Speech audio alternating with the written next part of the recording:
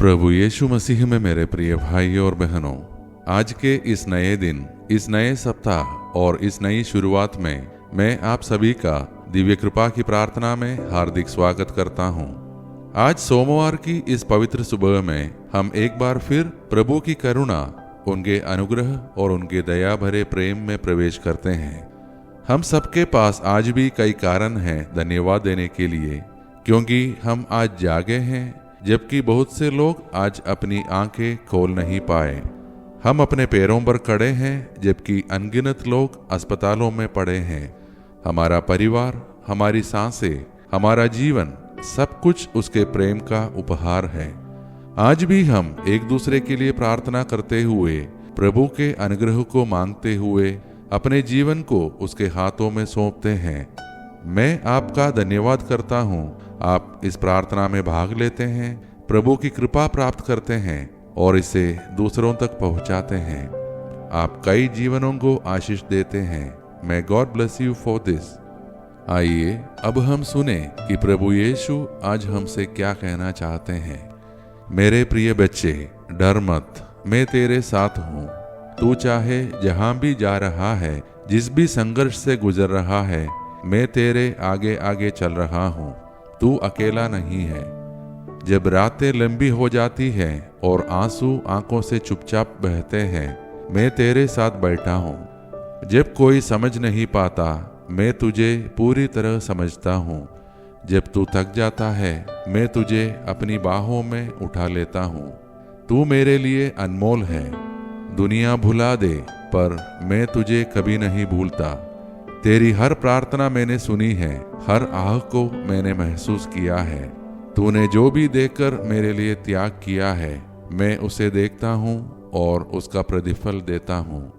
मैं तुझे आशीष देने आया हूँ, तेरे परिवार को सुरक्षित रखने आया हूँ, तेरे बच्चों पर अपनी दया उंडेलने आया हूँ, तेरे जीवन के हर बंद दरवाजे को खोलने आया हूँ। मुझे ढूंढते रहो, मेरा वचन सुनते रहो, क्योंकि मैं तुम्हें ऐसी शांति देने आया हूँ जो दुनिया नहीं दे सकती। मैं तेरा यीशु हूँ और मैं तुझसे अनंत प्रेम करता हूँ। प्रिय भाई और बहनों, आज का हमारा मनन का वचन संत लूकस का सुसमाचार से है, अध्याय 21 पद संख्या 1 से 4। यीशु ने आंखें ऊपर उठाकर देखा कि धनी लोग खजाने में अपना दान डाल रहे हैं। उन्होंने एक कंगाल विधवा को भी जो अधेले डालते हुए देखा और कहा, मैं तुम लोगों से यह कहता हूँ, इस कंगाल विधवा ने उन सबों से अधिक डाला है। उन्होंने तो अपनी समृद्धि से दान दिया, परंतु इसने तंगी में रहते हुए भी जीविका के लिए अपने पास जो कुछ था वह सब दे डाला।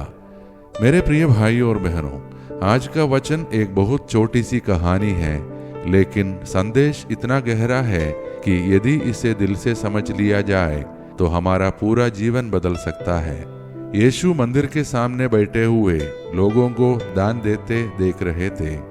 बहुत से धनी लोग अपने पास से बहुत कुछ डाल रहे थे, लेकिन तभी एक बहुत गरीब विधवा आई और उसने सिर्फ 2 छोटे सिक्के डाले।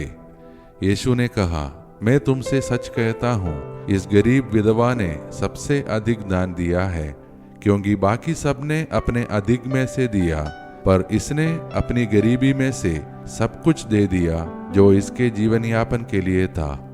आज का यह पाठ हमें कुछ बातों पर मनन करने के लिए आमंत्रित करता है।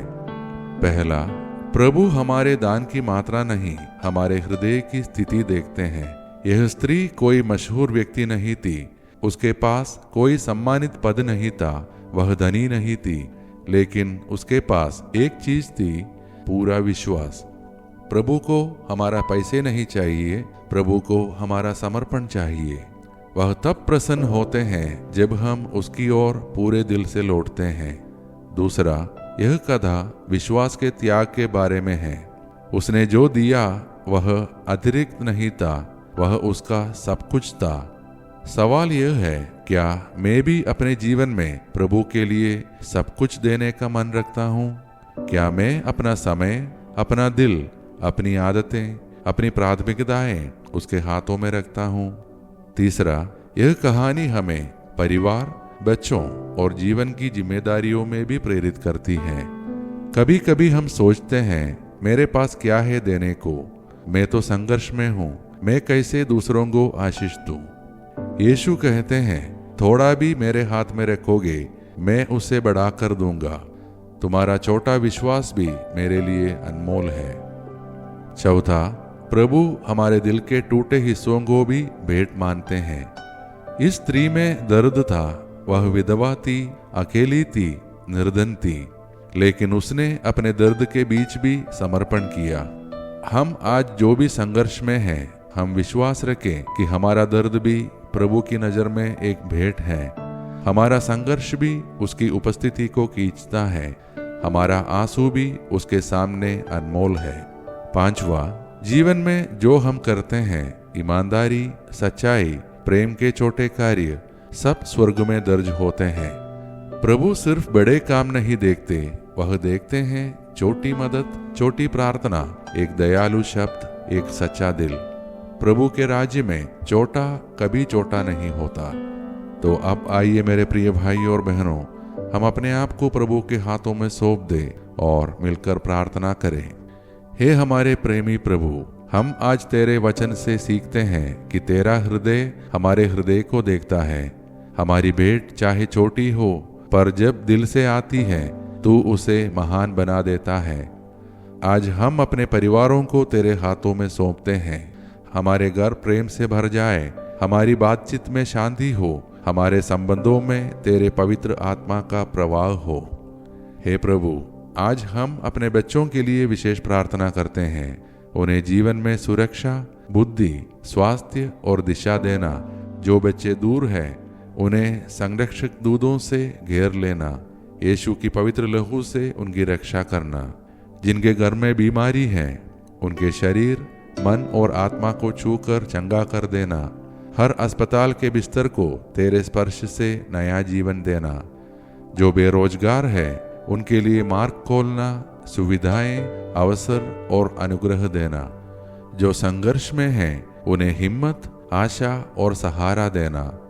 जो मनौतियां और प्रार्थना इच्छाओं में रो रहे हैं, यदि उनकी याचना उनके लिए अच्छी है, तो प्रभु उनके हृदय की अभिलाषाओं को पूर्ण कर देना।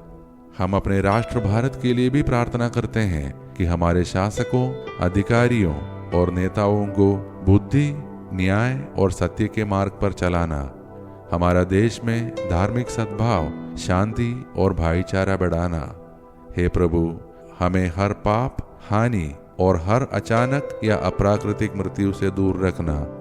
हमारे जीवन पर तेरी दया की चादर फैलाए रखना। तेरी शांति, तेरी कृपा, तेरी सुरक्षा और तेरी उपस्थिति आज इस प्रार्थना को सुनने वालों पर बनी रहे। उनका घर, उनका परिवार, उनके बच्चे, उनका कार्य सब तेरे प्रभुत्व के नीचे सुरक्षित रहे। तेरी ज्योति उनके आगे चले और अंधकार पीछे हट जाए। तेरी दया उनके जीवन को घेरे रहे, आज और हमेशा। ये सारे प्रार्थनाएं और हमारे मन के अन्य प्रार्थनाएं हम समर्पित करते हैं हमारे प्रभु यीशु मसीह के नाम पर। आमीन। मेरे प्रिय भाइयों और बहनों, यदि आज की यह प्रार्थना आपके हृदय को छू गई हो, आपके जीवन में शांति और आशीष आई हो, तो मैं विनम्र निवेदन करता हूँ कि इसे लाइक करें और इसे अपने परिवार, बच्चों और दोस्तों के साथ शेयर करें। ऐसा करने से किसी का दिन और जीवन आपकी वजह से आशीषमय हो सकती है। हम कल की प्रार्थना में फिर मिलेंगे। तब तक प्रभु यीशु हमें और हमारे परिवारों को सुरक्षित, स्वस्थ और आशीषित रखे। आइए अब हम सब मिलकर अंतिम आशीष की प्रार्थना करें।